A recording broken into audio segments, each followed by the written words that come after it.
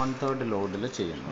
Half load ആകുമ്പോൾ നമുക്ക് നിങ്ങൾ എന്ത് ചെയ്യുന്നു, 3 റെസിസ്റ്റൻസ് എന്ത് ചെയ്യുന്നു. ഇതിപ്പോൾ ആരോ കണ്ടോ, കഴിഞ്ഞ തവണ ചെയ്തിട്ട് ആ ലോഡ് റിലീസ് ചെയ്യാതെയാണ് ചെയ്തേക്കുന്നത്. ഇപ്പോൾ ഇട്ടത്.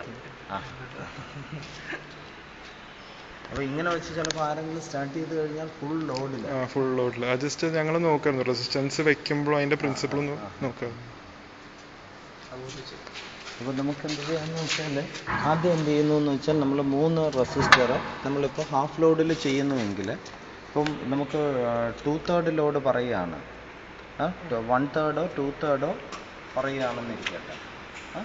ഹാഫ് ലോഡാണെങ്കിൽ 3 കട്ട് ചെയ്യും, 1/3 ആണെങ്കിൽ 2, 2/3 ആണെങ്കിൽ 4.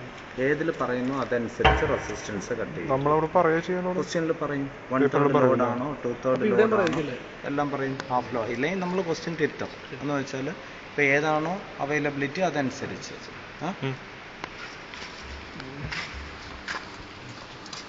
അപ്പോൾ ഇതിൽ നമ്മൾ എന്ത് ചെയ്യുന്നു, ലോഡ് ഹാഫ് ലോഡ് ഫുൾ, അപ്പോൾ അവിടെ ഔട്ട്പുട്ട് കോൺസ്റ്റൻ്റ് ആണ്. ഔട്ട്പുട്ട് എന്ന് വെച്ചാൽ ആ ഹാഫ് ലോഡിലാണ് ചെയ്യുന്നത്. ഇവിടെയും നമ്മൾ എന്ത് ചെയ്തു, ഔട്ട്പുട്ട് കോൺസ്റ്റൻ്റ് ആക്കി.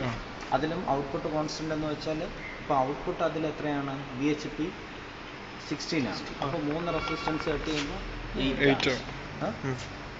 അപ്പോൾ നമ്മൾ എന്ത് ചെയ്യുന്നു എന്ന് വെച്ചാൽ, ആ 8-ൽ ഇഞ്ചിനെ ആ 8 HP ഇഞ്ചിനെ റൺ ചെയ്യിച്ച് നമ്മൾ എന്ത് ചെയ്യുന്നു, ഇഞ്ചിനിപ്പോൾ നോർമൽ സ്പീഡിൽ റൺ ചെയ്തുകൊണ്ടിരിക്കും. അപ്പോൾ ഈ വാൽവിനെ നമ്മൾ ആദ്യം എക്സ്പെരിമെൻ്റ് സ്റ്റാർട്ട് ചെയ്യുന്നതിന് മുമ്പ് ഇത് ക്ലോസിങ്ങും ഓപ്പണിങ്ങിനും എത്ര റൊട്ടേഷൻ എടുക്കുമെന്ന് നോക്കണം. വാൽവ് ഓപ്പൺ ചെയ്ത് വാൽവ് ഫുള്ളി ഓപ്പൺ ആവാൻ എത്ര റൊട്ടേഷൻ എടുക്കുന്നു, ക്ലോസ് ആവാൻ എത്ര റൊട്ടേഷൻ എടുക്കുന്നു എന്നുള്ള നോക്കുക. നമുക്കിതിനിടയിൽ 6 റീഡിങ്സ് വേണം. അപ്പോൾ ആ എത്ര പ്രാവശ്യം കറക്കിയാൽ നമുക്ക് എന്ത് ചെയ്യും, വാട്ടറിൻ്റെ ക്വാണ്ടിറ്റി കൺട്രോൾ ചെയ്യാം. ഞാൻ പറഞ്ഞു മനസ്സിലായി? അപ്പോൾ അങ്ങനെ നോക്കണം. അപ്പോൾ ഇതിപ്പോൾ 6 റൊട്ടേഷൻ ആയെന്നിരിക്കട്ടെ, അല്ലെങ്കിൽ 12 റൊട്ടേഷനുണ്ട്. അപ്പോൾ നമുക്ക് 6 റീഡിങ് വേണമെങ്കിൽ ഓരോ പ്രാവശ്യം 2 തവണ എന്ത് ചെയ്യണം, റൊട്ടേറ്റ് ചെയ്യിച്ച് വാട്ടറിൻ്റെ ക്വാണ്ടിറ്റി നമ്മൾ ഡിക്രീസ് ചെയ്യും. അപ്പോൾ ആ less quantity of water absorbing more heat. ഇത് ഈ വാൾവല്ലേ, അത് നമ്മൾ ജസ്റ്റ് ഒന്ന് പുഷ് ചെയ്ത് അപ്ലൈ ഉണ്ട്. അത് ഞാൻ ഇപ്പോൾ ഇങ്ങനെ തുറന്ന് ഇങ്ങനെ നീക്കിയാൽ ചിലപ്പോൾ ക്ലോസ് ആവും. അപ്പോൾ അത് കെയർ ചെയ്യണം. നമ്മൾ കെയർ ചെയ്ത് സൂക്ഷിച്ച് ചെയ്യണമല്ലേ.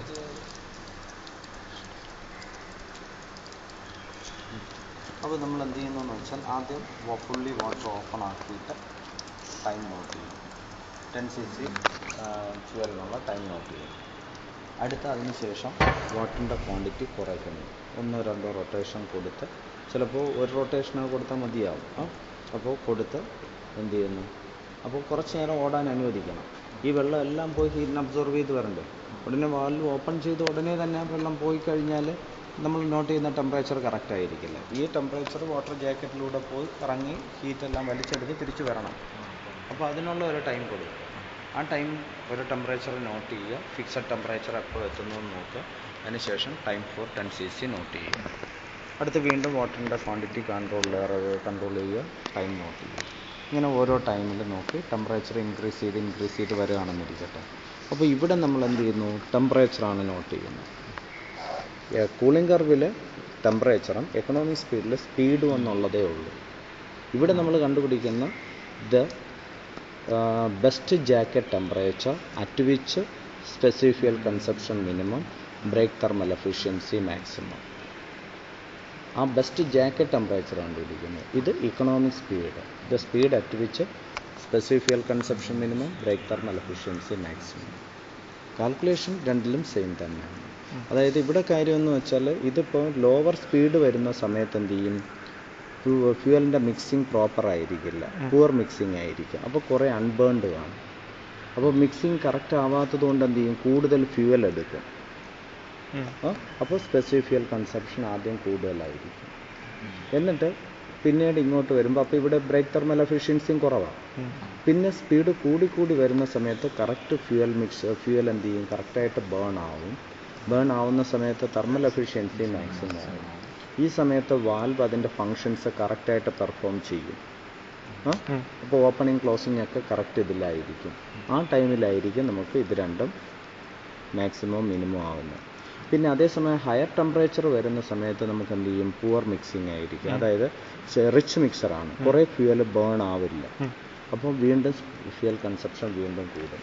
ഈ സമയത്ത് മൂവിങ് പാർട്സ് തമ്മിലുള്ള ഫ്രിക്ഷനും കൂടും, ഹയർ ടെമ്പറേച്ചർ സ്പീഡ് കൂടുമ്പോൾ. അപ്പോൾ അതുകൊണ്ട് എന്ത് ചെയ്യും, ഫ്രിക്ഷൻ ലോസും കുറേ വരുന്നതുകൊണ്ട് ഫ്യൂവലിൻ്റെ കൺസപ്ഷൻ വീണ്ടും കൂടും. ഇത് ഇത്രയാണ് പറയാനുള്ളത്. ഇൻഫറൻസിൽ അതും പറയാം. മനസ്സിലായോ?